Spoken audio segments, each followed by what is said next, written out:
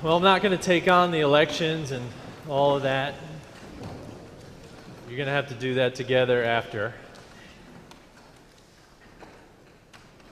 Today we start our theme month on empathy. And we started today with the Buddha story, and I thought about something that happened to me early on in my ministry. You see, I wore this tie. I don't know if you can see this tie. Can you see this tie? Yeah, it's kind of bright. I wore this tie the day I was ordained at King's Chapel in Boston, which is a Christian Unitarian church. And after the service, I was a brand new minister, and I was a brand new minister in that church. One of the members came up to me, and she put her finger in my face, and she said, "I know that you're a Buddhist." I said, "Really?" She said, "You're wearing that Buddhist color tie." I said, "I'm a Unitarian." And I realized at that moment how the categories that we like to put ourselves in are barriers sometimes to seeing each other. She continued to both be angry with me and to love me, which one comedian, Mark Maron, calls contempathy. I think you probably know something about that. And he says that you can walk down the street and see somebody you don't even know and say, "I hate that guy." And then at the next moment say, "Oh, he looks sad." Contempathy. The issue is empathy today. And empathy is not easily defined, is not easily found in our lives, especially in a moment like an election when we're looking out and making all kinds of assumptions about other people. But empathy is caring for people, having the desire to help them, discerning what another person is thinking or feeling, experiencing those emotions that match another person's emotions, and in the end, making less distinction between ourselves and the other. The first and important step in empathy is trying to feel what another feels. And the first step to feeling what another feels is feeling what we feel. What are the ways in which we feel? Sensations in our bodies, joy, the ache of human life, those counterbalance like contempathy, they come and go so quickly. Happiness, sorrow, a sense of self in the world, all these different ways we feel through our lives. Some more raw than others. Some more emotional than others, more feeling. Sometimes more emotional than others. Theologians, especially the liberal theologians that are our predecessors, said that the only way to encounter the divine is through feeling. When we feel, we cultivate reverence for all that is, for our place among the world. It's something that we all can do. Muslim, Jew, Christian, you alike can know reverence without a demand of belief, right? Because we can feel our way into that reverence. And it's a willingness to feel. It's the willingness to feel what is happening in our lives, to feel the grandeur of all that is, to feel our small place in it, in the river of life, to know that that feeling can lead us to a sense of dependence on all that is, not independence. None of us exist without all of what the world is. In that dependence, we can feel that we owe to life nourishment, we owe to life meaning, we owe to life our very existence. So today we ask how we feel what others feel. How we feel not only the grandeur of our place in the world, but our connection to other people. How can we feel for others? That is empathy. And that's the challenge for today. Now, there are ways in which that can be distorted. One way is through pity. Pity is not empathy. Pity is feeling a sadness, but it's looking down upon another. It keeps us from true empathy, feeling that we are related to those who struggle. We can keep from feeling empathy by projecting on others, by seeing another and saying, oh, he must be suffering, without actually knowing. We do that a lot in our lives, especially those of us with white skin, and looking at people of color and making assumptions and living into those racial narratives, those racist narratives of who has and who doesn't have, who is whole and who is not whole. We can keep from doing violence in our lives by checking our assumptions about others, all of which makes feeling empathy even more difficult. But empathy is feeling so deeply, beyond sadness, beyond pity, that it engages a sense of surrender within us. It means not holding back, not protecting ourselves from deep feelings, which we are so good at, but throwing ourselves into the world and opening ourselves to feeling the pain of others, to knowing the pain that we carry, and to knowing it's related ultimately. When we do that, empathy should change us. Now, last week I was at the Dallas Social Venture Partners event, Big Bang, and surprisingly, at lunch there was a man named Peter Buffett. I thought he was related to somebody who sings songs about parrots, but it turned out that he was actually Warren Buffett's son. I began to realize that I was encountering a kind of modern-day Buddha story. Although he made it very clear that he didn't come from a palace, in some ways, the availability of billions of dollars could have created a palace around him. But he decided to go out into the world, and he told this amazing story about going to Calcutta and walking through the red light district, and there seeing the impact of human violence on young women. And somehow he connected to a young woman who had been sold into sexual slavery at the age of 10. And she had escaped at age 15. So she had spent 5 years as a sexual slave in the slums of Calcutta. He said of this experience, he was changed forever by that conversation with her, by seeing the suffering, by seeing the human violence, and not only seeing with his mind, but surrendering to the feeling he had, the deep shudder at our capacity to treat each other in such violent and abusive ways. Peter Buffett is a musician, and he decided after that moment to turn his music and his work through a foundation he created using his father's money to save young women in the world,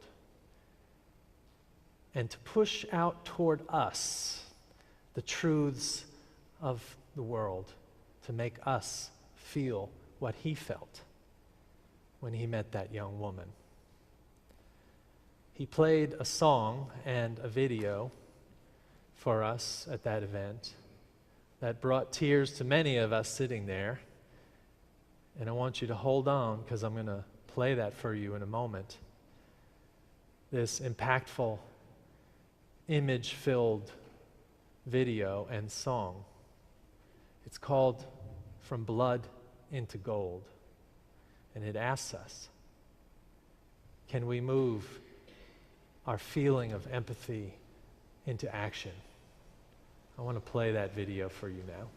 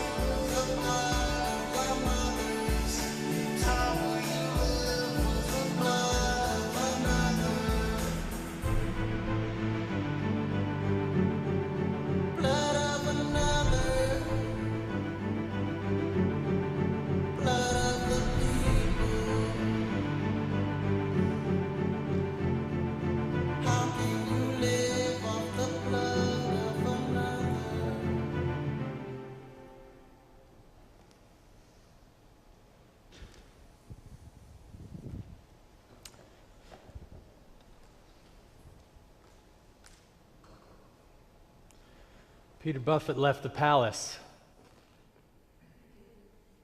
of kinds, like the Buddha, and he went out into the world to see what there was, not to turn his back. And the result was the deep surrender of feeling, of empathy. Now, I would challenge Peter on these images if I didn't know he was actually doing really good work in all those places. To just put pictures of people of color who are struggling is, in turn, racist in its own right.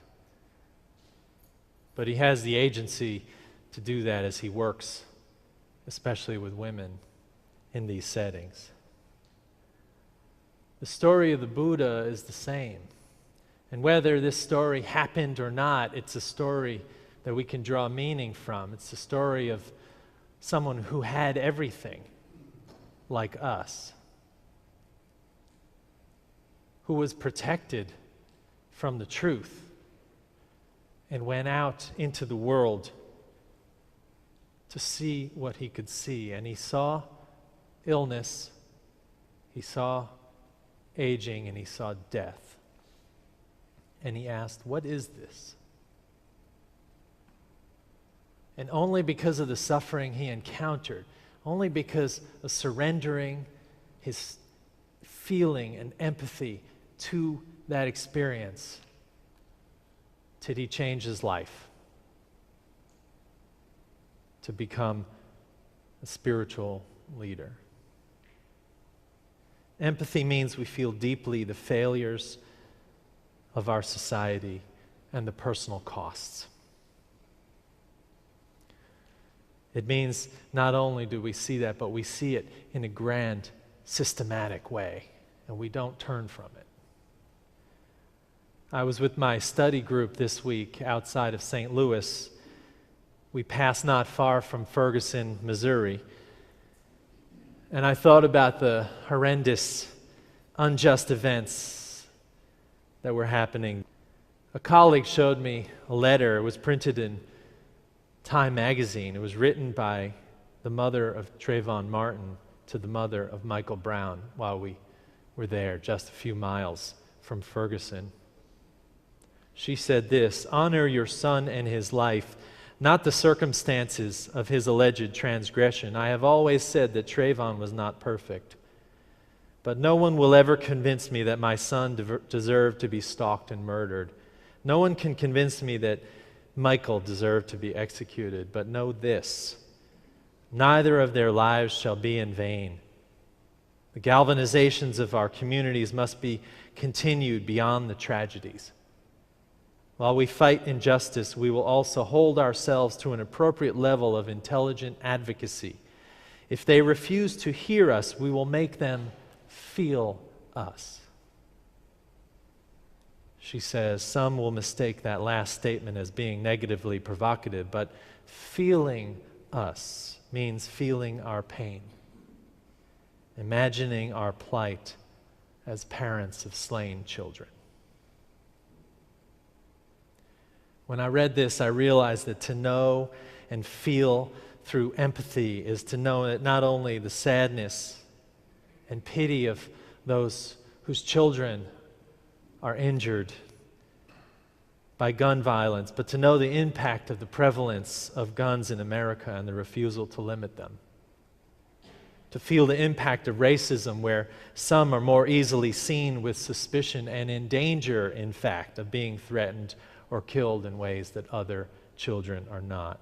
To feel the impact of executions in our cities by the people we ask to protect us.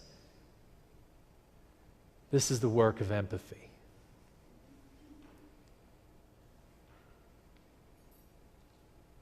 And it reminds me always to move out of the palace. The key to divine living, to living holy lives, is feeling and letting feeling change us and change the courses of our lives. Just like the Buddha story tells us. It doesn't mean we have to cut our hair and go out into the woods and sit under a tree, but it means we might have to cut something to follow that empathy toward the aid of our suffering world. And I'm not here to tell you what that might be.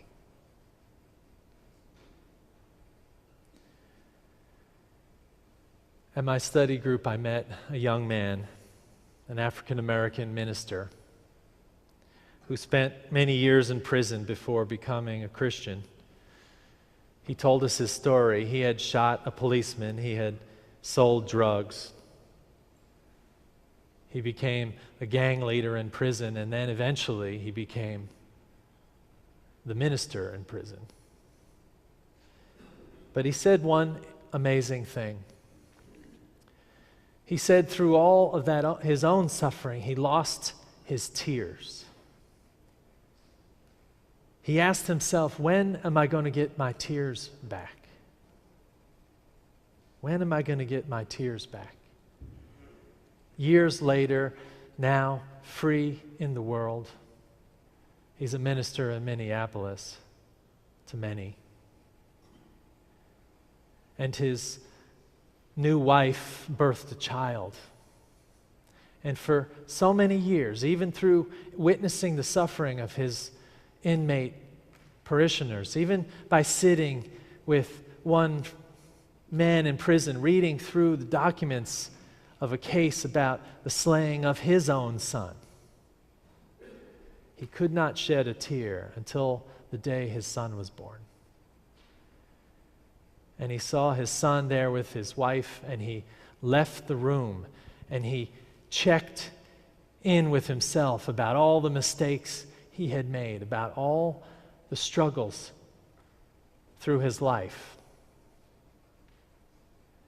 And he began to weep for the first time in 15 years because he felt the impact of that birth of new life. He felt the impact of the history of his people, the systems that both kept them in certain situations and made them free. He felt the commitment that he would make to his son, to protect his son,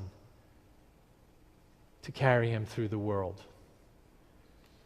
And I think he felt what we can feel when we see blood into gold, that the world is filled with our mothers and our fathers and our brothers and our sisters and indeed our children.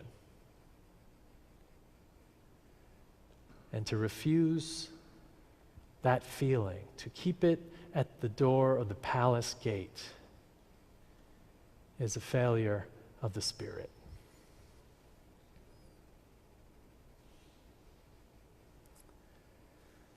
Friends, we have empathic eyes.